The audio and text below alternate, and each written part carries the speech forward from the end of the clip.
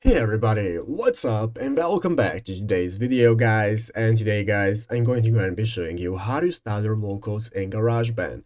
This is a very simple thing to do, so make sure to watch this quick and easy video till the very end, follow my steps correctly so you can make sure this works the same for you and you can do this yourself.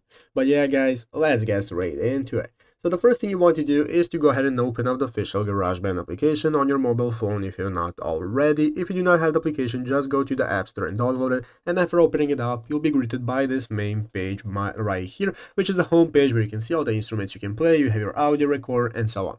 So let's go ahead and see how we can get started with stuttering our vocals. So the first thing I'm going to do is open up the audio recorder option right here. This is going to open up this new recording menu where you can see at the top of the screen we have the big red circle that's going to enable us to start recording and so on. And this is how we can get started recording our track. So let's say we have recorded our track. Now we want to go right here into the upper left corner in the middle button. Click this is going to open up this new edit mode where we can see all the mixing options we have. As you can see, we have our tracks right here and our audio recording. So let's say now we want to stutter our vocals. Basically guys, by clicking on the track right here and tapping on it, you can find all the options that you have, like splitting it. You can cut it wherever you want. And this is going to enable you to add your stutter vocals just by clipping it at the right place and then cutting the same portion of the sound that you want to paste one to another so that you can get your stutter effect. But if you want to go ahead and get an even better stutter effect, you can go right here, click the sliders option on the top of the screen. This is going to open up the effects option right here on all the track settings that you have, and once scrolling down you can find your options that you have, such as echo and reverb. So echo and reverb is going to enable you to get an enhanced stutter effect